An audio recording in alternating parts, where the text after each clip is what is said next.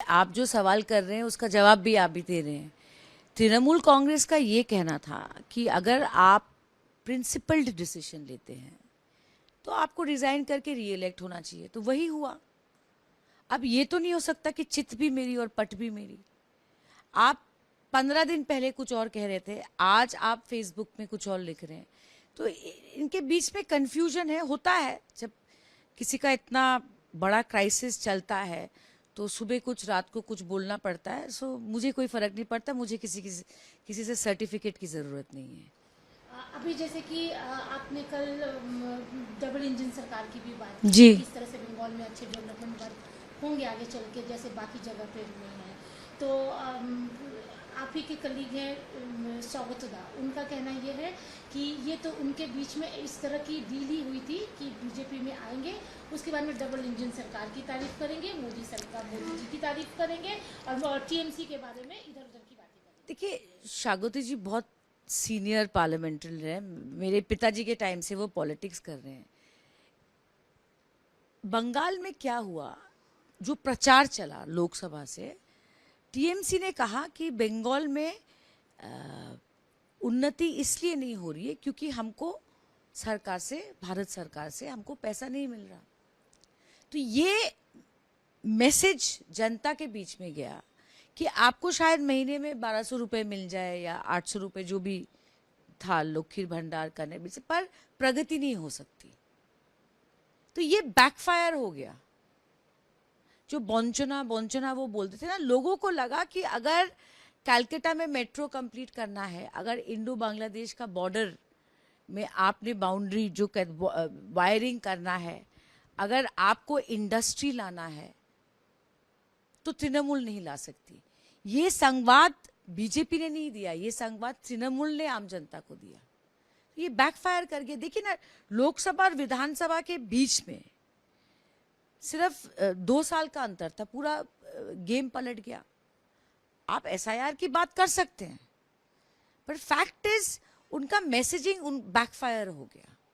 यही तय है। और मैं बार बार कह रही हूं कि किसी को बुरा लग सकता है सुनने में, पर जो नीचे के लेवल में, गली गली में, वार्ड वार्ड में, गांव गांव में जो भ्रष्टाचार हुआ, आप टीवी पे कह सकते हैं दीदी सॉफ्ट, पर जो एक सेटलमेंट ऑफिस में जाके जिसको 5 लाख रुपए देना पड़ रहा है जमीन ट्रांसफर करने के लिए, जिसको एक बिल्डिंग बनाने में लेबर सिर्फ आईएनटीटीयू से लेना पड़ रहा है, उसको तो आप नहीं बोल सकते दीदी सॉफ्ट।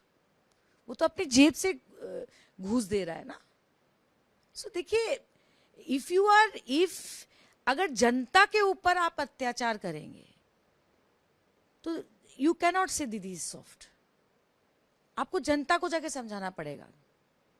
ये टीवी पे अच्छा लगता है, लटेंस दिल्ली में ये अच्छा लगता है सुनने में, पर आप गांव में जाके ये नहीं बोल सकते।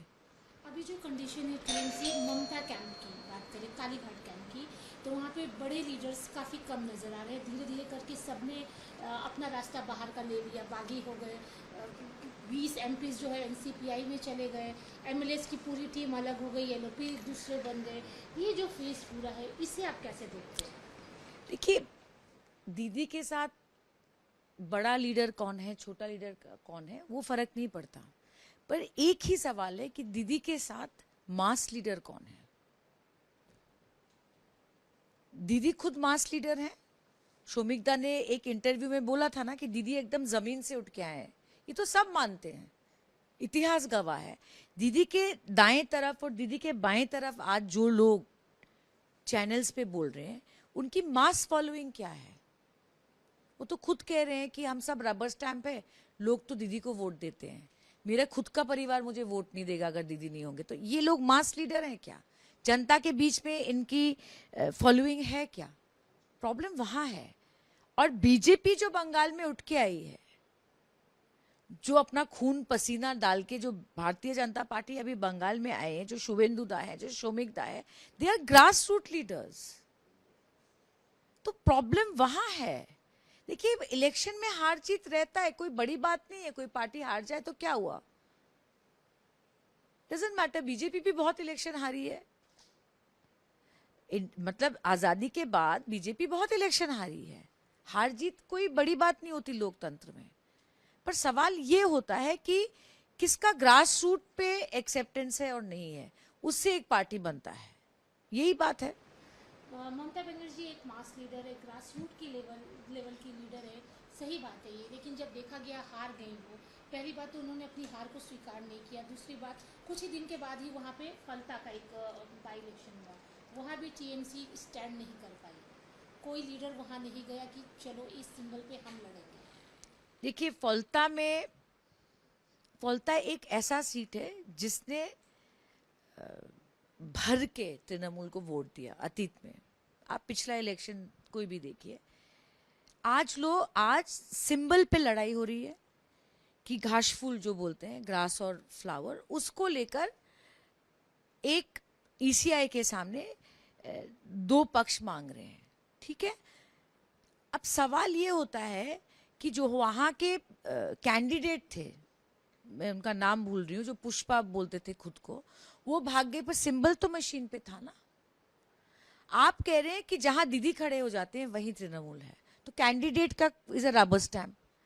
तो कांग्रेस फलता में गई, सीपीएम वाले गए, शुभेंदु जी वहां गए, लड़े, वोट किसको क्या मिला वो लोकतंत्र में होता है।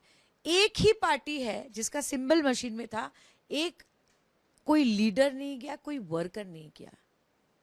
तो आप बताइए ना, वो सिंबल तो था ना ईवीएम मशीन में, तो आप तो सिंबल का लड़ाई है, तो उस सिंबल, जब वो सिंबल ईवीएम मशीन में फलता में था, आप लोग क्यों नहीं गए, उसका जवाब दीजिए। आप लोग बाई इलेक्शन मांग रहे हैं, आप लोग लोकसभा के सांसदों को कह रही है आप लोग रिजाइन करिए और बाई इलेक्शन में जाइए, तो आप पहले ये जवाब दीजिए कि रीपोल में आप लोग क्यों नहीं गए। जनता को बोलिए ना, फलता के लोगों को बोलिए ना, आप लोग क्यों नहीं गए। क्या गारंटी है कि अगर 20 सीटों में कल चुनाव हुआ 6 महीने के अंदर, कि तृणमूल का कोई लीडर जाएगा क्या, कोई गारंटी है क्या। तो देखिए, एक तरफा बोलना ठीक नहीं है। आप अपनी गलतियों को जब तक नहीं समझेंगे, आप इस पार्टी को वापस नहीं ला सकते, मेरा ये मानना है। अभिषेक बनर्जी की बात करें तो इलेक्शन के टाइम में कुछ उनकी बयानबाजियाँ थी जिसको लेकर कोर्ट केस चल रहा है। वॉइस टेस्टिंग की भी बात हुई, आज हाई कोर्ट ने भी बोल दिया कि आपके कहने पर ही प्रोटेक्शन आपको पूरा दिया गया, फिर भी आप वॉइस टेस्टिंग के लिए टाइम टू टाइम जा नहीं रहे, अल्टीमेटम दे दिया गया कि आपको उस दिन जाना ही पड़ेगा, क्योंकि आपको प्रोटेक्शन दिया, अगर आप नहीं गए तो हो सकता है कि प्रोटेक्शन वापस भी ले ली जाए। तो अभिषेक बनर्जी का जो ये रवैया है कि कोर्ट के कहने के बाद भी वो जा नहीं रहे हैं, डेट पर डेट आई जा रही है, इस पर क्या बोलेंगे। देखिए, यहाँ पर एक कॉन्ट्रडिक्शन है। अगर कोई नेता बोलता है आई विल नॉट बाउ, बार बारी ट्विटर पे बोलते हैं, टीवी पे बोलते हैं, अच्छी बात है, क्योंकि तृणमूल के वर्कर का उनकी हिम्मत बढ़ती है कि भाई नेता कह रहा है आई विल नॉट बाउ। तो पहला सवाल ये है कि फलता तो डायमंड हार्बर में है, तो आप तो वहां एक कदम भी नहीं रखे रीपोल में, तो वो तो बाउइंग ही हो गया ना। जो लोग आपको इतना वोट देते थे, आप कहते थे अमित शाह के बाद मेरा सबसे बड़ा मार्जिन है देश में, आप वहीं तो बाउ कर गए। मैं विनम्रता से कह रही हूं। आप कहते हैं चाहे मुझे जेल में डाल दे, चाहे मेरा सर फोड़ दे, चाहे मुझे अंडा मारे, आई विल नॉट बाउ। तो आप फलता में क्यों नहीं गए, यू बाउड ना। और देखिए, जो मैटर सब जुडिस है, वॉइस रिकॉर्डिंग है, जो भी है, अगर आपने कुछ कहा है तो पूरी दुनिया, हमने भी वाह वाह की, तब मैं भी तृणमूल में थी, मैंने भी उसको कोट ट्वीट किया कि वाह हमारे लीडर इतने, वो एक पिक्चर थी ना हिम्मत वाला, तो अभी वो क्यों नहीं जा रहे हैं वॉइस रिकॉर्डिंग के लिए, मैं तो नहीं कह सकती, इट्स अ सब जुडिस मैटर। आदि आपने जब टीएमसी ज्वाइन किया था और अभी जब आप टीएमसी में नहीं हैं, बीजेपी में, बीजेपी को एक बार के लिए साइड रखते हैं, सिर्फ टीएमसी की बात करते हैं, तब और अब में कितना अंतर आपको दिखा कि ये सोचकर मैं आई थी और ये हो गया। देखिए, तृणमूल कांग्रेस 15 साल बंगाल में रही, ठीक है, तो एंटी इनकम्बेंसी तो रहेगा। देखिए, हर सरकार का एक एंटी इनकम्बेंसी रहता है, पर 4 तारीख के बाद जो तथ्य बाहर आए कि क्यों लोग हट रहे हैं, एक अजीबोगरीब सिचुएशन है। आज आप ही कह रहे हैं कि तृणमूल में इतने फैक्शंस है, एक कुणाल दा का फैक्शन है, एक रितो जी का फैक्शन है, एक काकोली दी के साथ एक लोकसभा में फैक्शन है, जो लोग कालीघाट में आज भी दीदी के साथ है वो एक फैक्शन है ना, फैक्शंस है। सब लोग ऑन रिकॉर्ड कह रहे हैं कि तृणमूल में भ्रष्टाचार था। कह रहे हैं ना कि ये लोग तो गद्दार है, इन्होंने हॉर्स ट्रेडिंग के, मतलब हमारा शुद्धिकरण हो रहा है। मतलब आप खुद ऑन रिकॉर्ड कह रहे हैं कि हम करप्ट थे। ठीक है, अगर आप सदन में कह रहे हैं कि ये लोग रेपिस्ट है, तो आप कह रहे हैं तृणमूल में रेपिस्ट थे। आप कह रहे हैं कि इनके ऊपर केसेस हैं, ये डर के चले गए हैं बीजेपी में। इसका मतलब किस चीज का केस है? आप बार बार करप्शन की बात कर रहे हैं ऑन रिकॉर्ड। मैंने कहीं नहीं कहा, सुना है आपने? मैंने तो 10 तारीख को छोड़ा, 10 जून को छोड़ा, आपने सुना है मैंने कहीं कहा है? कल पहली बार कहा, क्योंकि 4 तारीख के बाद जो शुरू हुआ, दूध का दूध और पानी का पानी हो गया। और मुझे करप्शन के बारे में जो सुनने को मिला वो टीएमसी के लोग ही कह रहे हैं। 4 फैक्शंस है पर एक कंसेंसस है, सब कहते हैं तृणमूल भ्रष्टाचार थी। ये मैं नहीं कह रही हूं। आज भी ममता दीदी के पास बैंक अकाउंट में सिर्फ 15 लाख रुपए हैं, 2 कमरे के घर में रहती हैं, पर उनके जितने शिष्य हैं वो लोग चीख चीख के, चिल्ला चिल्ला के कह रहे हैं कि तृणमूल भ्रष्टाचार है। मैंने नहीं कहा। आपके पास आप ANI ये सब है रिकॉर्ड पे, सही है कि नहीं? मैं ठीक बोल रही हूँ? तो जब भ्रष्टाचार होता है तकलीफ किसको होती है? आम आदमी को होती है। वो भी तो सुन रहे हैं। यही बात है। पार्टी जानती थी कि टीएमसी में भ्रष्ट है। ये मैं नहीं कह रही हूँ, ये तो वो लोग कह रहे हैं। जानती थी कि भ्रष्ट है, लेकिन ये बोला जा रहा है निकलने के बाद। लाइक अगर महुआ भी आज बोल रही है कि डर के जा रहे हैं, तो इसका मतलब कि उन्हें भी पता था कि कोई ना कोई यहाँ चोर है, लेकिन तब चुप थे, अब बोल रहे हैं। एक चीज मैं आपको बोलती हूँ, अगर आप कालीघाट के साथ है तो आप दूध के दूल्हे हैं। जिस दिन आप NCPI में चले गए या आप रितो के साथ चले गए, आप चोर बन गए, लाइक बॉबी हकीम को ये लोग बोल रहे हैं। तो इनका तो इनके लिस्ट में जो लोग हैं जो कालीघाट के साथ है, मैं एक हाइपोथेटिकल सिचुएशन देती हूँ। लेट्स से रितो के ग्रुप को, जिनको कालीघाट चोर कह रहे हैं, दीदी कह रहे हैं वापस आइए, कहा कि नहीं फेसबुक में? आप देखिए, घर वापस ही करिए। तो जो लोग इतना बोल रहे हैं वो एक ट्वीट कर दें कि जो ऋतुव्रतो के साथ है, जो लोकसभा में 20 सांसद है, हम उनको वापस नहीं लेंगे, ये लोग चोर है। तो मैं 24 घंटे का टाइम दे रही हूँ, एकदम ट्विटर में बोल दे कि हम इनको वापस नहीं लेंगे। बोल दे, क्योंकि दीदी ने तो बोल रहे हैं वो उनको वापस लेंगे। मैं नहीं बोल रही हूँ, ये मैं सब ऑन रिकॉर्ड की बात कर रही हूँ। आप ट्विटर पे बहुत कुछ बोल रहे हैं, the cacophony is very high on Twitter. तो आप एक ट्वीट करके 24 घंटे में बोल दीजिए जो 20 सांसद गए हैं और पता नहीं कितने MLA जीतो, उनको हम वापस नहीं लेंगे। एक ट्वीट कर दीजिए।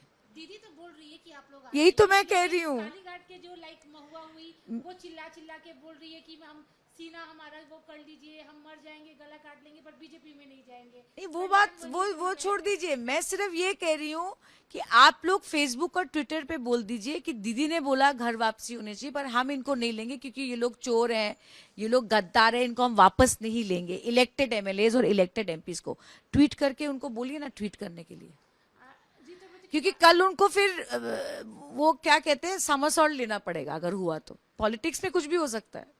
ऋतुव्रत की बात करते हैं। उन्हें जब पता चला कि सुष्मिता भी बीजेपी में जाने वाली है, उन्होंने यही कहा निजी उनका फैसला है, बट रिश्ते वो भले ही हमारे ऑपोजिट पार्टी के साथ हो, हमारे खिलाफ कुछ बोले, बट निजी रिश्ता बना रहेगा। आप क्या बोलेंगे इसे लेकर? तो निजी रिश्ता तो कालीघाट के MPs बोल रहे, शुभेंदु दा तो मेरे बहुत अच्छे रिश्ते में है, तो रितो भी ऐसा ही बोल रही कि Sushmita Dev is my friend.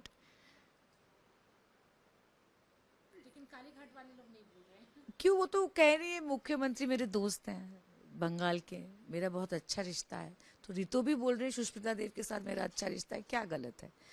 आखिरी सवाल, बंगाल पॉलिटिक्स को लेकर क्या बोलेंगे? आप यहाँ पे रहे हैं काफी दिन तक, टीएमसी के साथ ही रहे, पोजीशन में थी। मैं सिर्फ देखिए इतना बोलूँगी, मैं बंगाल की जनता को एकदम हाथ जोड़ करके निवेदन करती हूँ कि प्राइम मिनिस्टर मोदी जी को और शुभेंदु जी को आप लोग थोड़ा टाइम दीजिए, आप लोगों को अंतर समझ आएगा.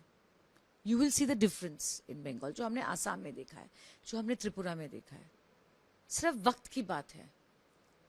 आप देखेंगे कि बंगाल का चेहरा भारतीय जनता पार्टी बदल देगी. चाहे मेट्रो हो, चाहे सड़कें हो, चाहे इंफ्रास्ट्रक्चर हो, चाहे इंडस्ट्री हो, आप सिर्फ उनको थोड़ा वक्त दीजिए. मैं सिर्फ यही निवेदन करूंगी बंगाल की जनता से. आपके मोबाइल पर तुरंत आएगी ब्रेकिंग न्यूज, स्क्रीन पर सबसे पहले दिखेगी बड़ी खबर, देश दुनिया की हर खबर एक जगह। अब आपके मोबाइल पर तुरंत फटाफट इंस्टॉल कीजिए न्यूज नेशन ऐप और रखिए खुद को अपडेट।